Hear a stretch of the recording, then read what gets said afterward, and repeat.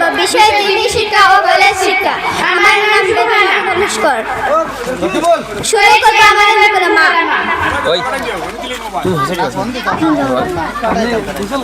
আসসালামু আলাইকুম ওয়া রাহমাতুল্লাহি ওয়া বারাকাতুহু। ওয়া আলাইকুম আসসালাম ওয়া রাহমাতুল্লাহি ওয়া বারাকাতুহু। এই গরমের সময় জানালা দরজা বন্ধ করে মাথা থেকে পা পর্যন্ত ঢেকে কুচের মতো ড্রেস পরে কোথায় চললে?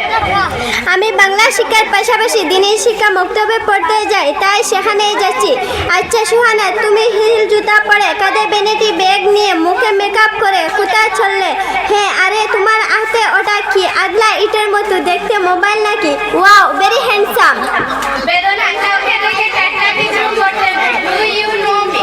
তুমি কি আমাকে চেনো? আমি এখন আর সেই ছোট্ট সুহানা নই। আমি এখন দিল্লির কটন কলেজে ইংলিশে অনার্স নিয়ে পড়েছি।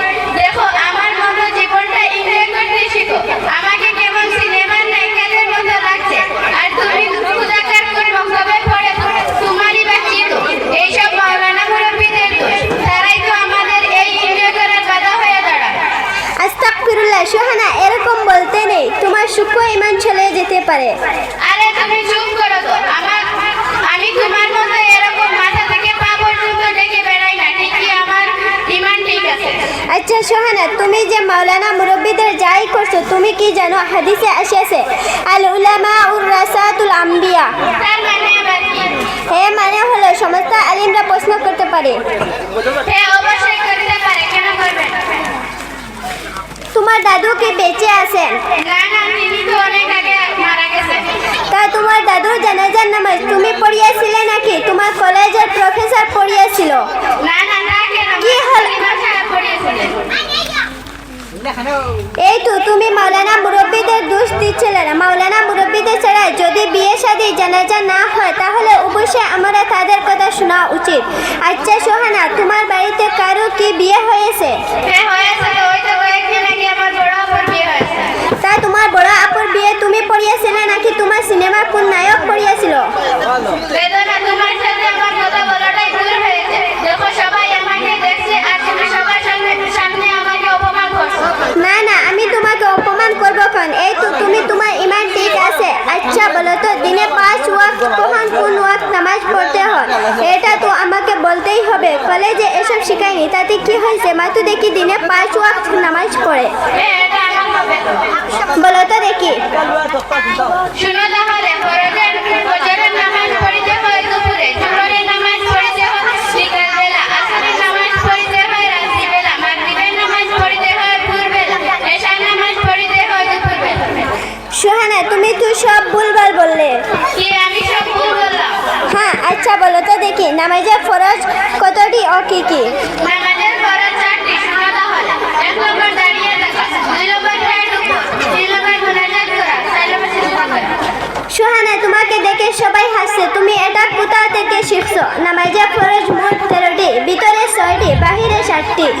আচ্ছা সোহানা, বলো তো অজুর ফরজ কতটি ও কি কি? হুজুর ফরজ তো 7টি। শুনো তাহলে, আমি বলছি। 1 নম্বর বদন নেওয়া, 2 নম্বর হাত উঁচু করা, 3 নম্বর পা উঁচু করা, 4 নম্বর মুখ উঁচু করা, 5 নম্বর নাকে পানি দেওয়া, 6 নম্বর গালে পানি দেওয়া, 7 নম্বর মাথা উঁচু করা। সোহানা, তুমি তো ভুল বললে। অজুর ফরজ 7টি বলতে বলতে তো 8টি বলে ফেললে। আরে জানি তো, আরো অনেক শুধু বলি না তোমাদের বই। শোনো বোন সোহানা, তোমার একটা উত্তরও সঠিক হয়নি, তারপরেও তুমি নামাজ না পড়ে বলো কি করে আমার ঈমান ঠিক আছে?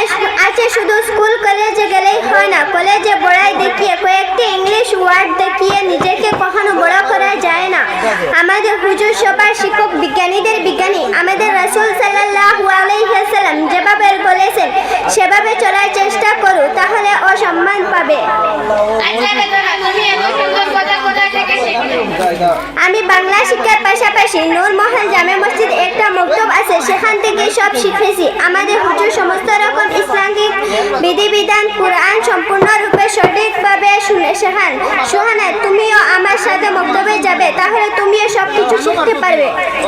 আচ্ছা বেদনা, আমি কাল থেকে তোমার সাথে দিনী শিক্ষা অর্জন করতে মক্তবে যাব। তুমি আমাকে নিয়ে যাবে তো?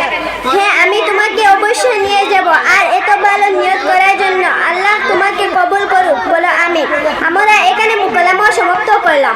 আসসালামু আলাইকুম। ফিনিশিং ভিডিও আমার টাইম না ওখানে সুন্দর তো করে করে দেওয়া। মার মাঝের জামা ও মা